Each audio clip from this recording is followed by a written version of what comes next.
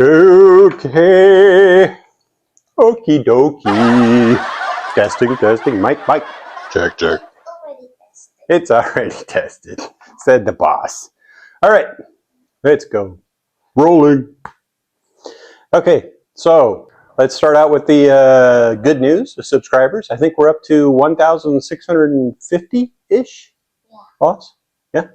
1,650-ish. We really do thank you. We thank everybody for viewing, liking, subscribing. Click those buttons. They really don't hurt you. And if you want to take it back, you can always click it again and it'll unsubscribe. We're okay with it.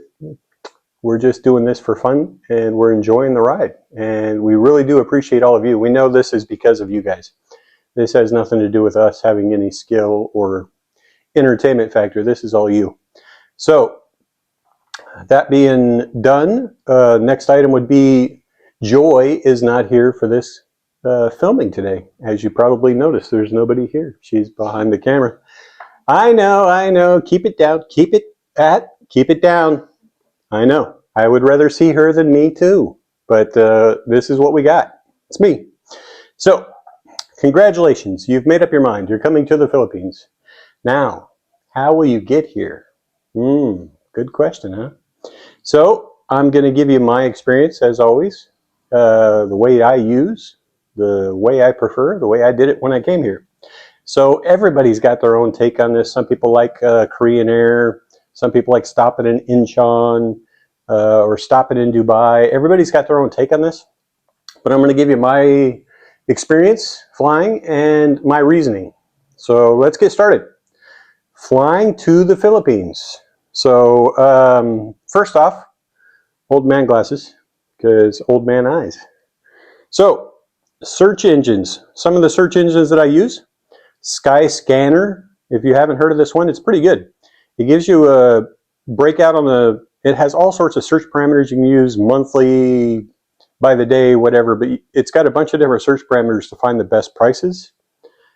Kayak, which everybody probably knows about, and Google Flights, of course, you probably all know about. Now, I will give one warning here on search engines.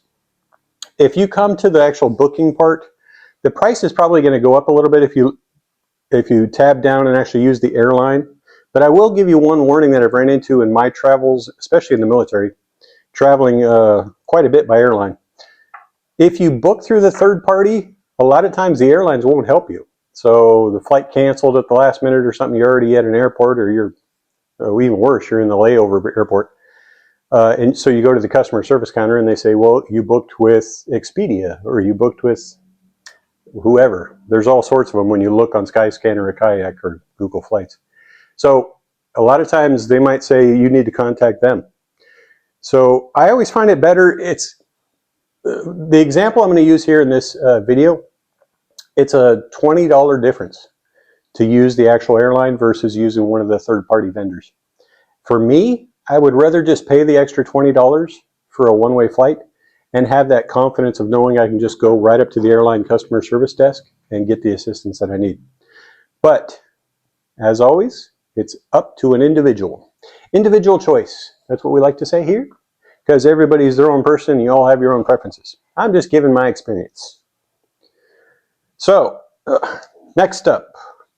So do you like direct or stops?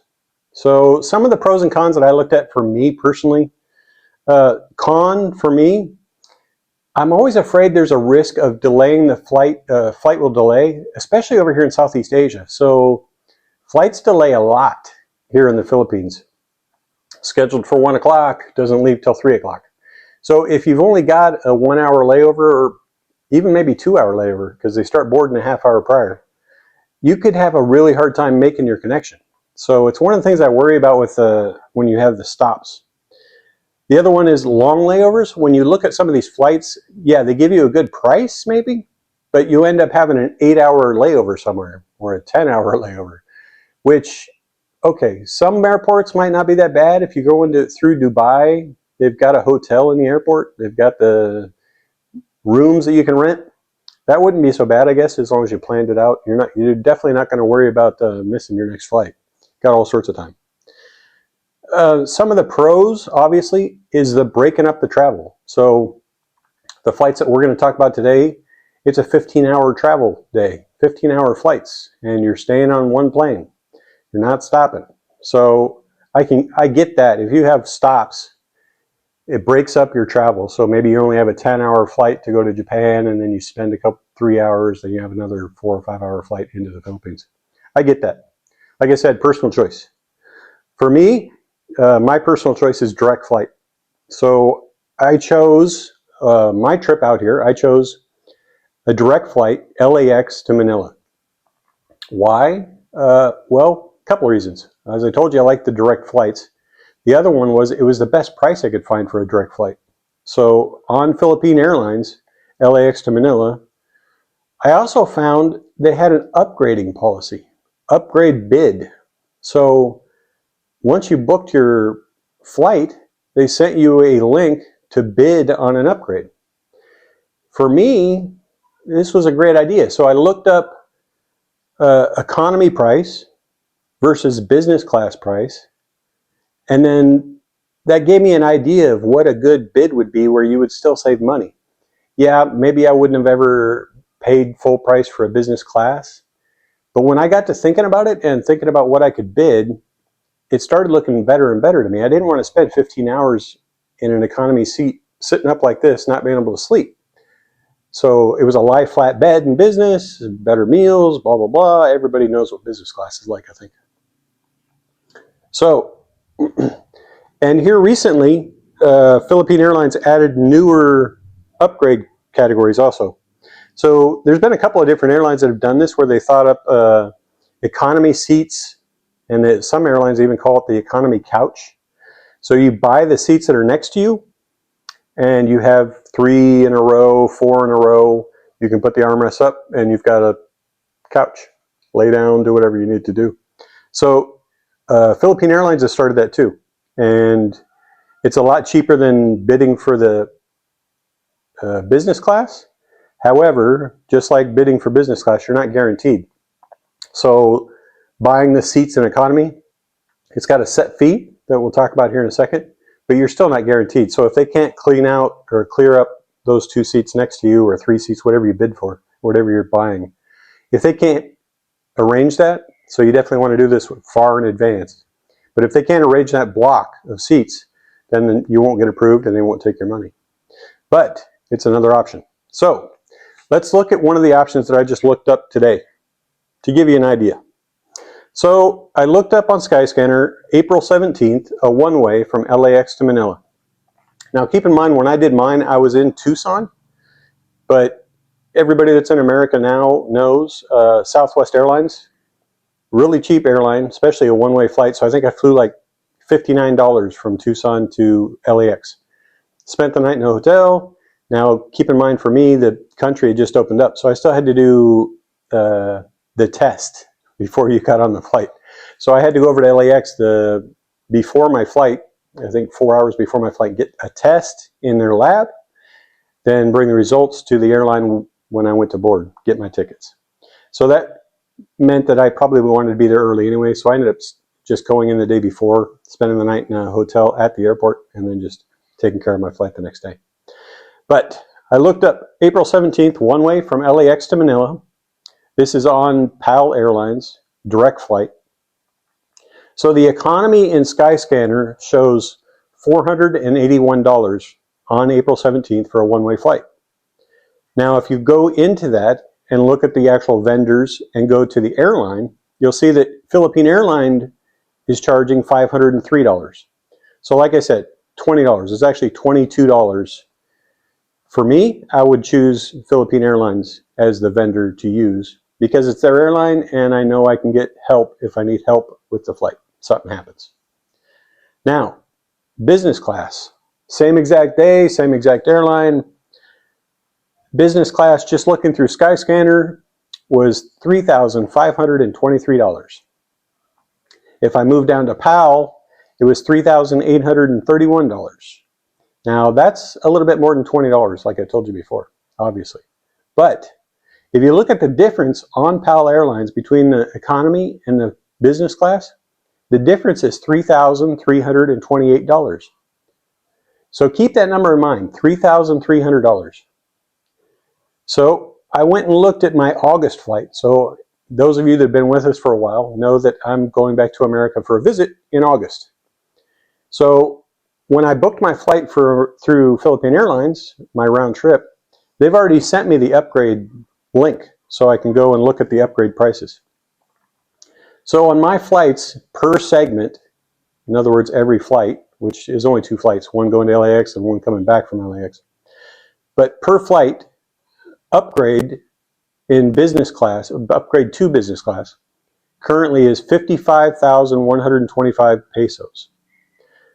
Now, to give you an idea what I did when I came out here originally, I got the upgrade. I got the upgrade accepted, and I got to lay flat for 15 hours. I had a nice sleep. I ate nice meals. It was awesome, and I would recommend it. Keep in mind, it did cost me another $1,000. So was it worth it? I don't know. So let's take a look. If you spent $503 on that April 17th flight, and you spent another $1,000 on a bid. So I just told you the minimum bid for a business class is $55,125. If you upped that to $58,000, which is an even $1,000 with the exchange rate right now, it gives you a better chance of getting that flight, because you never know. It depends on who else bids, how many people actually bought the business class seat, which I don't know the odds on that either, but I'm telling you what I did. So I bid $1,000. So if you did bid $1,000, 58,000 pesos, and you add that to the 503 economy seat, you're talking about $1,500 to fly business class. Now, it's not guaranteed, but keep in mind, not guaranteed means if you're not selected, you're not paying either. So if you're not selected, you're keeping your economy seat, and they don't charge the $1,000 bid. So you didn't lose anything for trying. But if you did get it, $1,500, remember the difference from that flight? The difference from economy to business, if you had bought the seat, was $3,328. You're still saving big money by bidding $1,000. You're only spending $1,500 instead of spending $3,831 for a full price fare. So that's what I did, and that was the reasoning I used. I said, okay, the difference between the flights from economy to business is about $3,300. I'm not going to spend the full $3,800 to buy a business class. But if I bid $1,000 and they accept it, I only spent $1,500, which I felt comfortable with for a 15-hour flight. It's a long flight. But you have to make up your mind. So the other thing I said I was going to tell you about is the new section they have in their upgrade. Now you can start upgrading bidding. It's not really bidding, it's just buying. But you can buy seats next to you. So my August flight is a window seat with 2 seats next to me on my left-hand side. So right now, in their sections, if you want to buy one seat, it's 8,705 pesos or $150. If you want to buy 2 seats, 16,250 pesos or $280. 3 seats, which I don't have 3 seats next to me, but if you're sitting in the middle area, you could have 3 seats next to you. If you wanted to buy 3 seats, it's 24,375 pesos or $420. So keep in mind, these are not bids. That's why it's a set price. This set price is you paying that, and they only charge you if they can block off those seats. So in other words, you're going to say, like my one window seat with 2 seats next to it, I would buy 2 seats, 16,250 pesos or $280. I would click that button and submit it. The airline would go through their thing to try to keep those 2 seats next to me unpurchased, moving passengers, doing whatever they had to do. When it comes flight time, I believe it's 3 days before, you get notified that the charge has been made and your seats are yours. So that means I have 3 seats, put up my armrest, I have my little couch, lay down on or whatever, and I only paid $280 above my economy. So much more affordable, but it's not the business class. So it's all up to your preference. And again, this is not guaranteed. So just because you pay for the seats or you put in the purchase for the seats doesn't mean the airline's going to be able to guarantee that block of seats. And if they can't get it blocked off, if too many people purchase seats and they can't get it blocked off, then you won't be charged, obviously, and you won't get the seats. So that's my experience on how to get here, LAX to Manila. I had a great flight on my way out here, one-way flight, and I did spend myself coming out here $1,500, $500 for my economy, and $1,000 was my bid in business. And 24 hours, I was actually just got into my hotel in LAX, and I opened up my email, and I had an email from Philippine Airlines saying, "Congratulations, we accepted your bid, and you'll be given your seat when you arrive at the counter," which was awesome. Like I said, I had a good sleep. I had great meals. I thoroughly enjoyed the business class. And considering it was a 15-hour flight, it was well earned and well deserved. I needed it. I'm not sure what it would be like if I didn't have some. So on the way back on this August, I think I'm going to try the economy couch just because it's cheaper, one. And I just want to try it out. So I've tried out the business. I got the bid and it worked out for me. Now I just want to see what the couch is like and see if I can get the 2 seats next to me for $280. Seems pretty cheap. So it'd be $280 going there and $280 coming back. Or maybe I'll do try for the business on the way back. I don't know. But that is my experience with Philippine Airlines and upgrade bidding and the process I use and my reasoning to use Philippine Airlines in the first place. Like I said, everybody's going to have their own take on this. There's a lot of different opinions on what flights you like and what flights you don't like. I've got a lot of experience flying and being in the military for 24 years. I flew a lot to go around the country. So it's up to you. That's just my experience and I won't say advice, just my experience, my story. So next time I'll try to talk Joy into coming back and being in the video. I know you guys miss her. I miss her too. She's much more fun to have here. She laughs, she giggles. She's got the tiny voice. It's kind of cute. Okay, I'll try to get her next time for the next video. But in the meantime, that's it for today. Please do like, subscribe, click the bell notification. And we really do appreciate you. We know this comes from you guys. So, till next time, see ya.